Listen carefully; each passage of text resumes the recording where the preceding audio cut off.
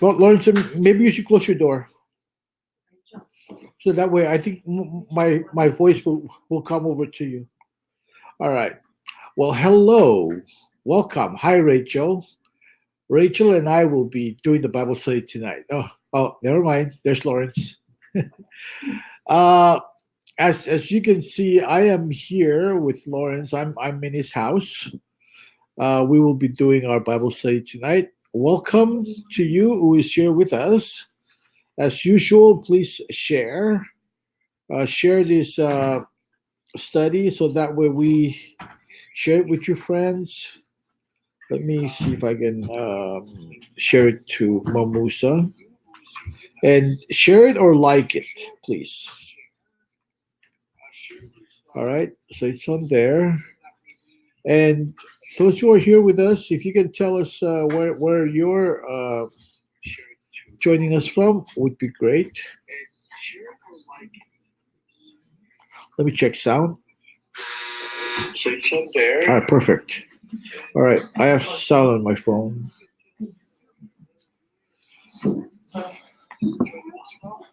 Okay, Lawrence, I don't have that song, so we can go ahead and I'll turn it over to you. You can go ahead and lead us off.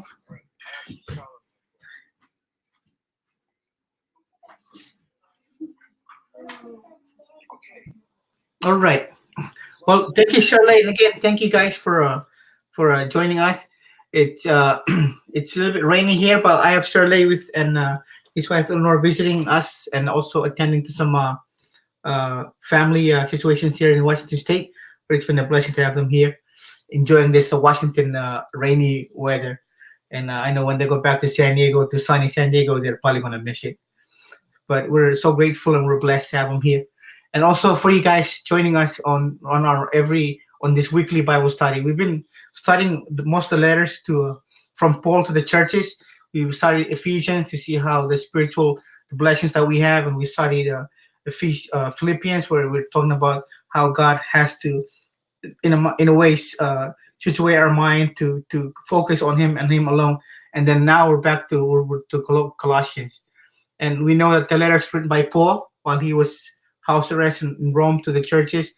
And this evening we're not really going to go into the book itself, but more just let you guys know that that's the book we're going to be studying, and to see the points that maybe we've seen as we read the book. And again, as Shirley's mentioned, if you have any questions or anything that you have in mind, this is the time that you can post it in your comment section, or if you watch this later on down the road, and if you have questions or anything you want to share, go ahead and post it. And we're going to be doing that. That's our objective for the next few weeks as we're going through Colossians, to point out what we've learned from it. At the same time, if you see anything you've learned from it that we didn't say or see, that go ahead and share. And if you have questions, please do that. But one of our main goals, the reason why we're doing most of the Bible, or the reason why we do Bible study, is for us to share the experience we've learned from God and to show you guys the truth. And certainly we'll go into the details of this as he studies, as he leads of discussion. But we're going to see the truth of who Christ is and the truth that the world has. Then we're going to help each other out in pointing out what is right for our fellow believers, as well as for our families as well. So with that being said, I'm going to go ahead and pray. And if you guys can see, Rachel is writing in the background. And then we're going to start. Okay? So let's pray. Our Heavenly Father, Lord, thank you again for this time that you allow us to be here. And Father, we thank you for the families and the friends that you brought into our lives. And as Shirley and Eleanor are here with us this evening, we pray, Father, for a time that is blessed, time of blessing. And for those who are joining us by phones or by computers, as we're learning more and more about you, Father, that this book that you've given us, this letter from Paul to this church, it's been something that we can look into to see that Christ is head of all things. And Father, we know that as we're reading into the book, how you've transformed us from a part that is a kingdom of darkness to the kingdom of your Son. It is something that we cannot take credit for. It is something we know, Lord, that is all by you and by your Son, Jesus Christ. And it's up to us to choose that through your Son, Jesus. So, Lord, thank you so much for this opportunity to share of your word and to read more of your word and to know more about you. So we pray for your Holy Spirit to enlighten us, to continue to reveal yourself to us. And Father God, when it is all said and done again, that you get all the glory and praise. We thank you for this evening and thank you for your word. In Jesus' mighty name, amen. All right. So with that being said, I'm gonna go and turn it over to Shirley. And again, it's gonna be an open mic. If you guys have anything, we're gonna be monitoring the comment section. Please comment and ask questions as you go forth. All right, Brother Lawrence, thank you. And as he was saying, I'm in his beautiful home here in Marysville, Washington.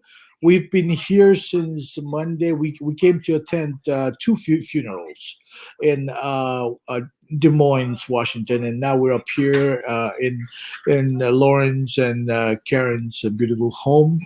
Very nice home here in Marysville. Lawrence, thank you for having us, and welcome to you, Janet Kitalong from Corsicana, Texas, and Rai Rai. Welcome to you also. And those who are here, and as Brother Lawrence mentioned, please like or share our telecast here.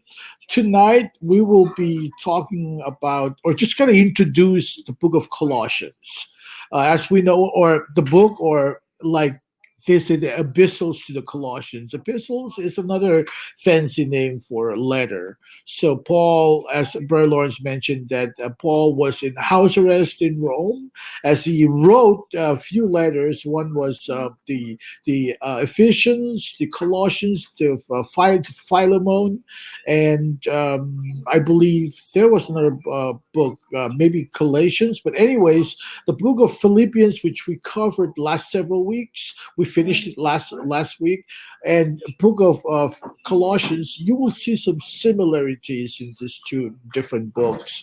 And it is, if you really want to know what how to deal with false teachers, book of Colossians, especially in chapter 2, would be a book that you would want to go and focus on.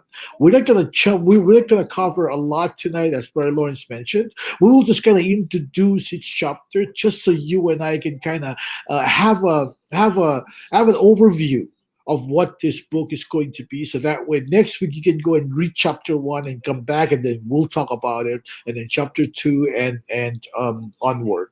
So that's basically what tonight is going to be. And as Brother Lawrence mentioned, this is going to be very informal.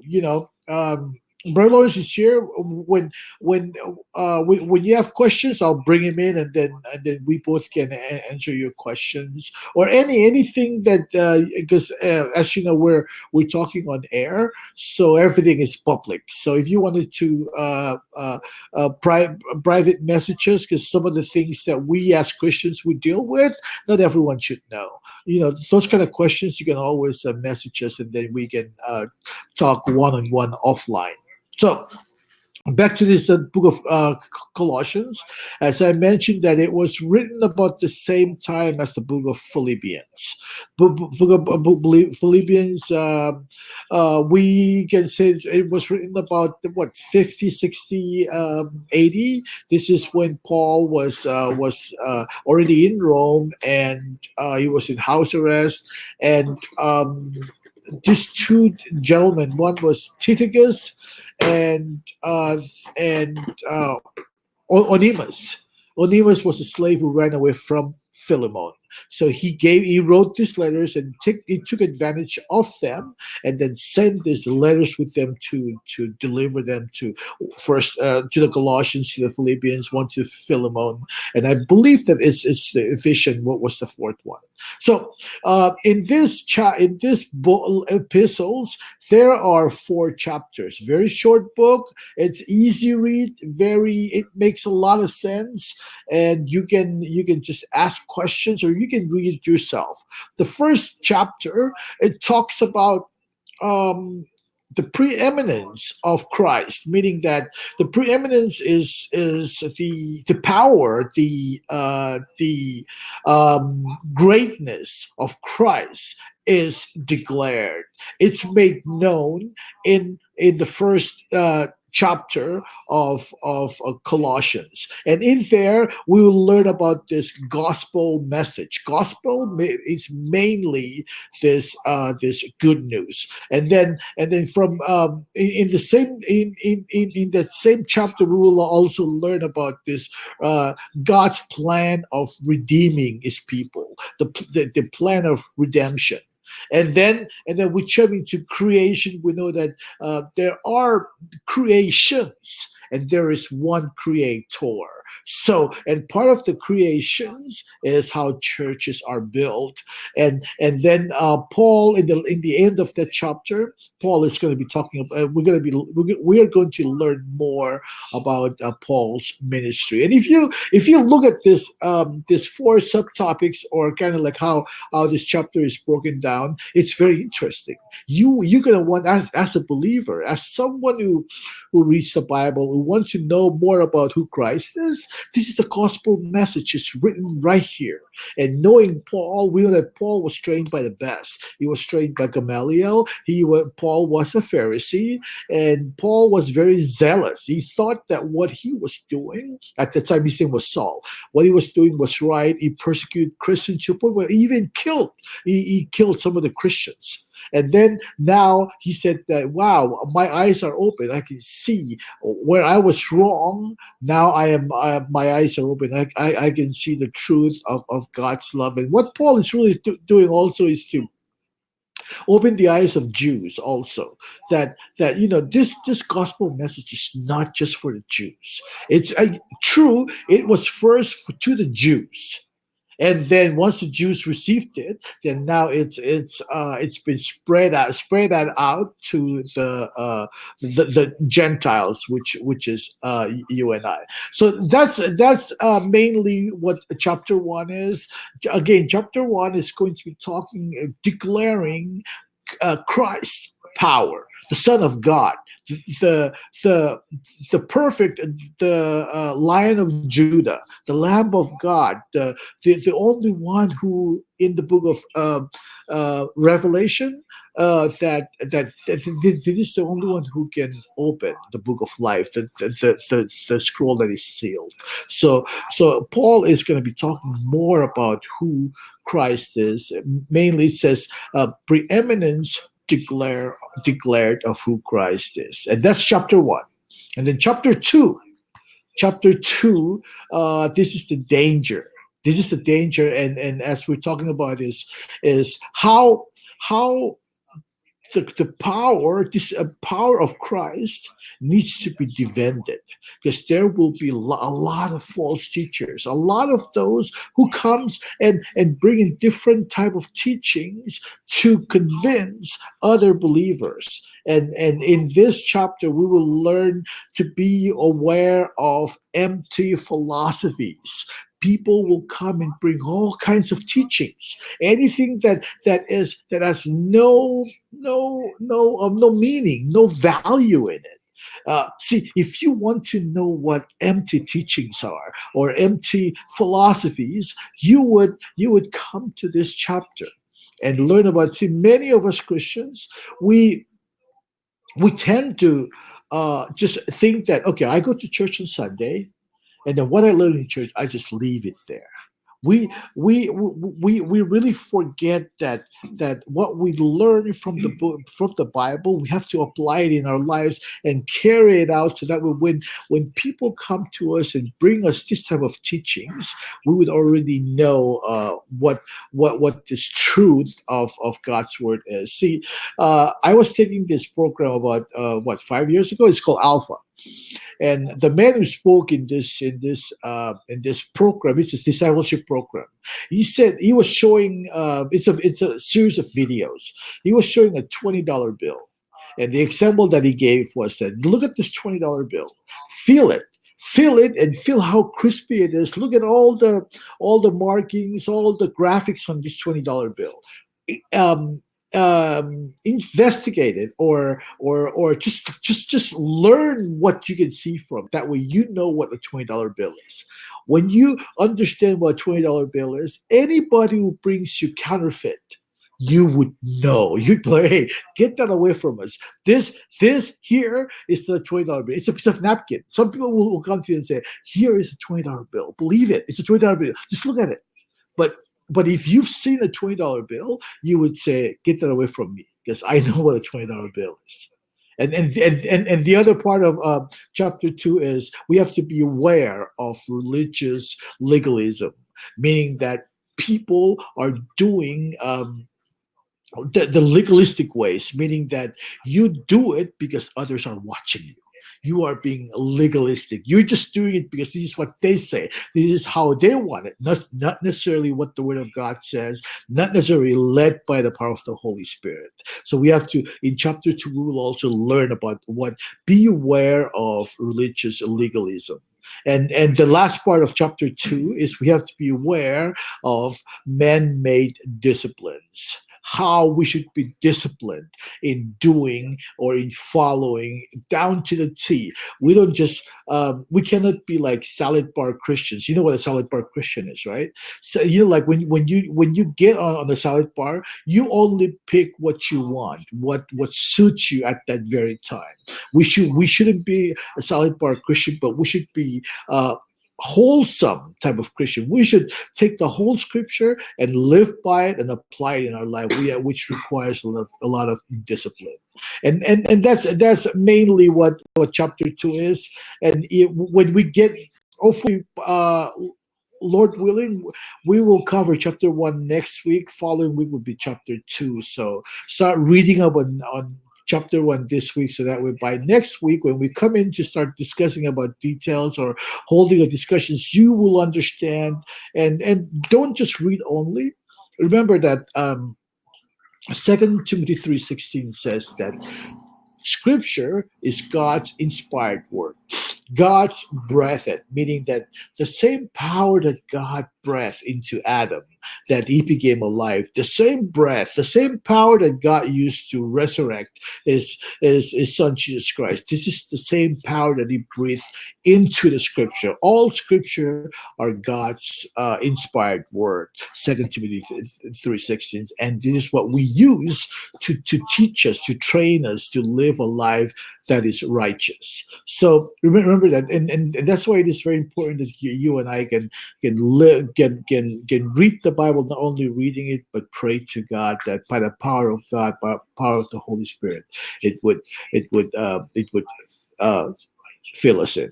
So before I jump into the last section, which is chapter 3 and 4, I would like to check with Lawrence. If you have anything you wanted to add before we continue.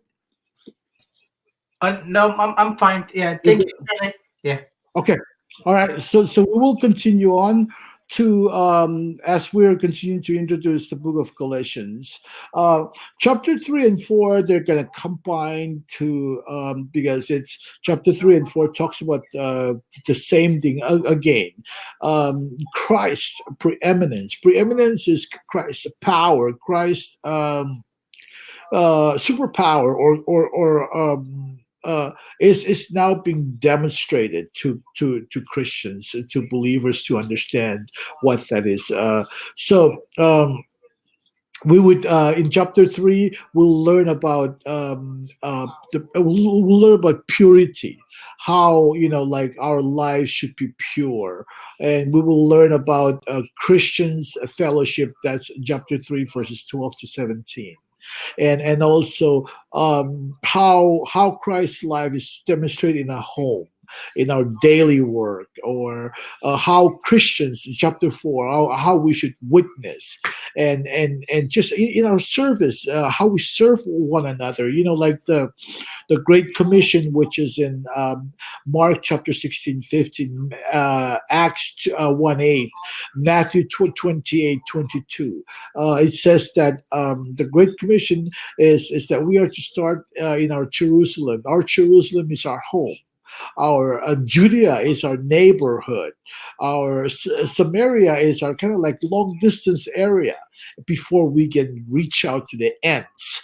Ends is plural, meaning that every corner of the earth we should reach out to, and that's one of the reasons why Brother Lawrence and I, we sit here on internet and utilize this internet service to to spread the gospel, just so all of our Micronesian brothers and sisters see we speak English. So that means it's not just for Micronesians; it's for anybody who speaks, who can understand how we speak English, can also understand our purpose. Our purpose here is to as it says here, we are to witness. See, I was I was joining the Kushayan church or evening service yesterday, and according to Mark 13:10, Mark 13:10, it says that before the end, the gospel will reach out to and will go to everyone before the world ends. So what that means is you and I are part of this great commission. Before Christ comes back to take his people, the gospel, this good news, has to go out to the ends of the world. Everyone should get a chance at it to either say yay or nay. Our goal is that God will use us, give that we can do a good of a job. That when we speak the word of God, everyone will understand it. Everyone will understand it or can understand it and be able to be receptive to God's word, that they can turn their life around. The most important thing is that when one soul is saved, angels, the Bible says that angels in heaven will celebrate. So our goal, yes, as we help in carrying out this great commission, is that you will learn something from it. If you haven't already learned what you learn, you take it with you, you pray about it, you apply it in your life. You apply it in your life. Don't make it just a head knowledge. Don't just let it be up here and just know about it. When you live by it, it becomes part of your heart, not your physical heart, but the unseen heart. Our heart is when this is part of our life that cannot be seen, but only God knows this part of our life, which is when we start living by it. When we apply it, we have a very strong testimony, and people will see how we live this life, how we carry ourselves, and they will start asking questions. What is so special about Shirley? What is so special about Lawrence? Why don't they go and do something? Why do you have to sit here and talk about the Bible? It's because what God has done in our lives. It's priceless. You can't put a price tag on it, because the blessings that God has done is. I can speak for myself. I know that Brother Lawrence has many testimonies that he can share. But what God has done in my life is I cannot and will ever we cannot put a price tag on it, or it is priceless. How God has blessed me with so many things just because. We decide to serve God, and when we move forward in carrying out the scripture, we don't want to make names for ourselves, but we want others to know who Christ is. Because if we don't share the word of God, if we don't preach the word of God, nobody will receive will receive salvation. Now, remember this: salvation requires witness. This is what I learned from the Kushan evening service yesterday. Salvation requires witness. Who are the witnesses? You and I. We are the witnesses, so that if the scripture cannot be preached or shared, then who's gonna know how great who God is? Who's gonna know the love of God? So all that we are doing here is sitting here on this page, on this internet, on this media or podcast, to share the love of God that you can also know. So this is essentially what the book of Colossians is. As you can see, it's already an exciting book. I can't wait to go further into detail about it next week, Lord willing, that we come back next week. And as Brother Lawrence said, if you have any questions, anything that we can do, or anything that we can answer you with, please. Okay, I have a question here. Perfect. Let's see. Jenna, I'm going to bring up your question. What happened if you did something bad or make someone mad or never ask forgiveness from that person, and he or she is dead? Would God forgive you? Wow, that's a very good question. Uh, Brothers, you see this question here? This Yeah, is a really yeah. good question. I like it. I, okay. It, Yeah. yeah, because it's reminding me of what David did with Bathsheba's husband. where he actually got him killed because of the sin that he had between himself and David and Bathsheba. And then uh, when Nathan came and asked him, he told him about what happened. This is what the response was from David. So we know that sins are forgiven by God. There is nothing that we can come before the Lord and not be forgiven by Him, except for we know the unforgivable sin, which is rejecting the Holy Spirit. Yes. So I believe that if there's it doesn't well, it does matter what you do towards other people, but forgiveness comes from you coming before God and saying, this is what I've done, and God will forgive you, as we've seen in this example with David. That, Yes. that would be my answer. Yes. Very true. Very true. See, if you, Janet, thank you first for bringing up this question. I think it's a really good question because many of us, as I experienced yesterday, my best man passed. See, forgiveness, it's a condition of our heart, right? It's a condition of our heart, and if you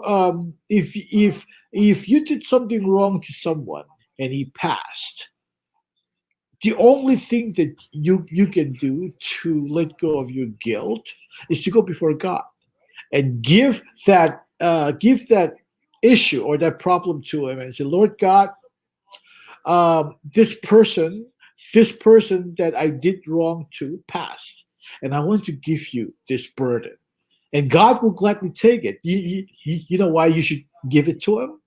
Because God is the only one who can forgive. God is the only one who knows the condition of the heart.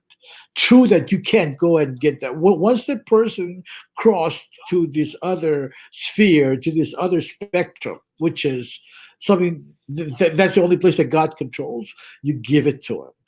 In terms of scripture, I will look up a scripture to bring up, and what Brother Lawrence brought up here in Second Samuel. You can also take that with you.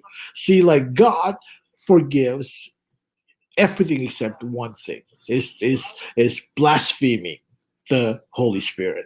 Everything else, anything that is done wrong, God can forgive. Thank you. That was a very good question. And look at this passage here that Brother Lawrence uh, put up. Janet, can we get a confirmation that we answered your question?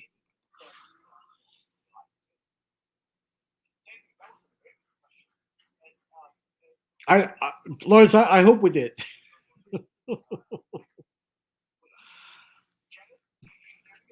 Yeah, if we did, we'll come back. We'll be monitoring from now until next week. So Yeah, absolutely. So yeah, that's the introduction to the book of Colossians. thank Yes. you, Janet. Oh, whew, thank you. We were kind of worried that we didn't answer your question, but Janet, thank you. Any other questions before? Actually, I'm gonna turn it back over to Brother Lawrence, and then he'll uh, wrap it up if there are no other questions.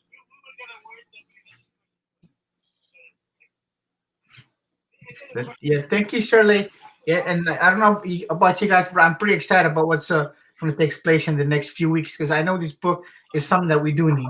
We need to see Christ as the exalted Messiah. We need to see that there are pressures from the world and coming towards us to change things. But as Shirley has mentioned, this book will help us identify what is the truth again in what we do as followers of Christ, and those are been given this gift of sharing the word of Christ to others. And there's we cannot emphasize the fact that salvation comes from us sharing the word of God, because we know in Romans it tells us that within the gospel is the power of salvation from God.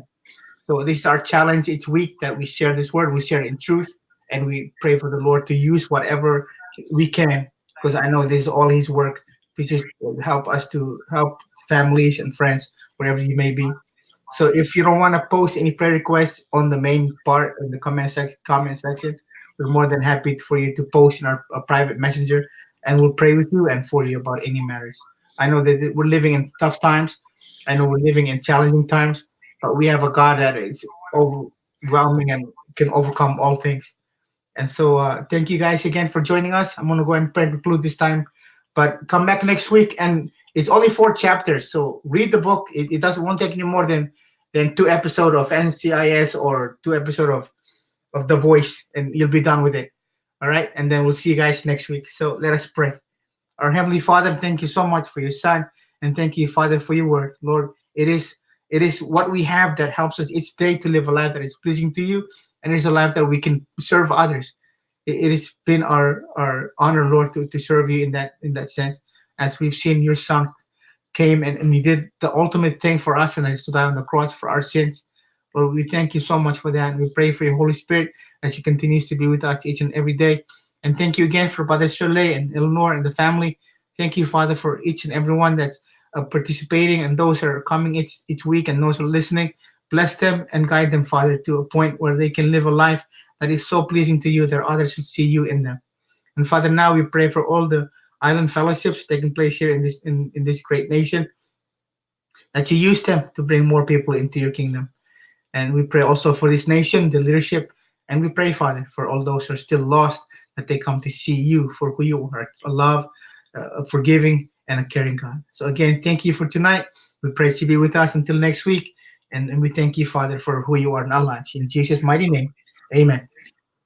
Amen. All right. Thank you, Brother Lawrence, and thank you, everyone. Please like and share. Okay.